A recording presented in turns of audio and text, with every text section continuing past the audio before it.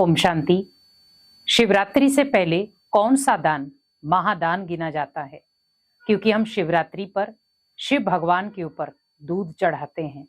आप देखें कि उस दूध को जब हम चढ़ाते हैं वो बह करके कहाँ जाता है, लेकिन अगर हम उसी दूध को किसी गरीब आत्मा को पिला दें, बहुत सारे आप ऐसे बच्चे देख रहे होंगे जो रोडों पर ना उनके वस्त्र होते हैं ढंग के, ना वो कुछ खा पी पाते हैं, तो आप उन आत्माओं को पिलाएं।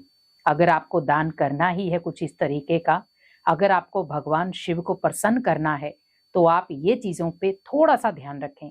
क्योंकि हम जब पंचामृत बनाते हैं तो उसमें दूध बहुत कम मात्रा में होता है, लेकिन हमें ध्यान रखना है कि हमें वो दूध भले एक पैकेट आप किसी गरीब आत्मा को दे दें, ताकि वो अपने घर में अपने जो छोटे छोटे बच्चे हैं उनको वो दूध पिला सके। क्योंकि हम भगवान को कहते हैं भोलेनाथ भंडारी। तो आप सोचिए, जब आप अपने भंडारे से कुछ ऐसी चीजें जो गरीबों में दान हो सकती हैं वो आप जरूर करें। और स्पेशली आप शिवरात्रि से पहले अगर आपका मन है, घर पर आप कुछ ऐसी चीजें बनाएं जो आप भोग के रूप में बना सकते हैं, जो आप इजी गोइंग बना सकते हैं, वो बनाएं और गरीब आत्माओं में बांट कर आएं।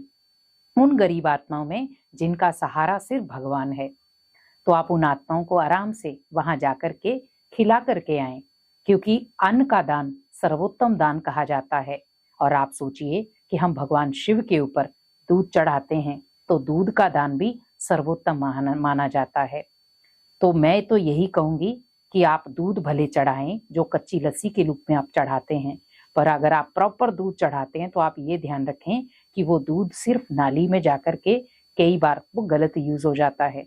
तो हमें भले आप थोड़ा सा अपनी भावना के अकॉर्डिंग चढ़ाएं, लेकिन बाकी आप उन आत्माओं को पिलाएं जो इनकी जरूरत समझती हैं। दूसरा हमें ध्यान रखना है कि हम अगर फल फ्रूट भी चढ़ा रहे हैं, लेकिन हमें ध्यान रखना है कि हम वो फल फ्रूट भी किसी गरीब बच्चे को, किसी गरीब आत्मा को, आज आप देख रहे होंगे कई बुजुर्ग आत्माएं हैं कि जो बिल्कुल कमजोर हैं, आप उन्हें जाकर के फ्रूट देकर आए जो वो इजी गोइंग खा सके। वो छोटे छोटे बच्चे हैं, आप उनको फ्रूट बांट कर आए। अगर आप कुछ बना नहीं सकते हैं तो आप उन्हें ये फ्रूट का दान, दूध का दान, अन्न का दान जरूर करें। क्योंकि यही एक ऐसी चीज है कि जो शिव के साथ कनेक्ट है। इसीलिए कहते हैं शिव भोलानाथ भंडारी।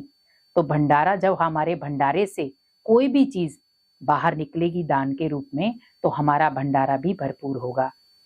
तो इसीलिए हमें भोलानाथ भंडारी के लिए अपने भंडारे से कुछ चीजें दान करनी है। क्योंकि भंडारे में दूध भी होता है, दान कर सकते हैं, अन्न भी होता है, दान कर सकते हैं, फल भी होते हैं, दान कर सकते हैं।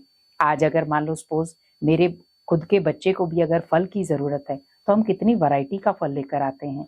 तो क्यों ना भगवान के लिए भी अगर आप दान करना ही चाहते हैं, तो आप ये सोचिए कि मुझे अनेक आत्माओं को फल का दान, दूध का दान, अन्न का दान, ये सारी चीजों का दान करना है, और वो भी अपने भंडारे से।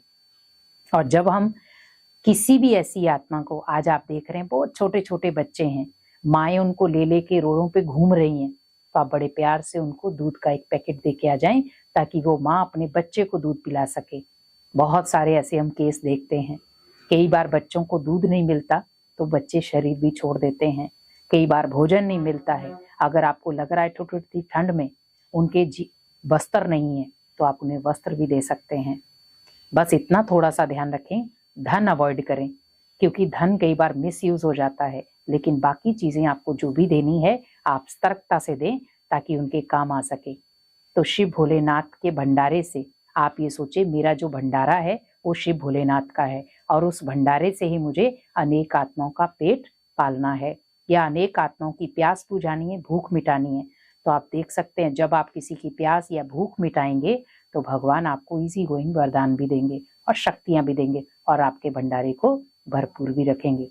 तो शिवरात्रि से पहले आप ये दान जरूर करें, जिससे आपके जीवन में सुख शांति भरपूर होगी। ओम शांति।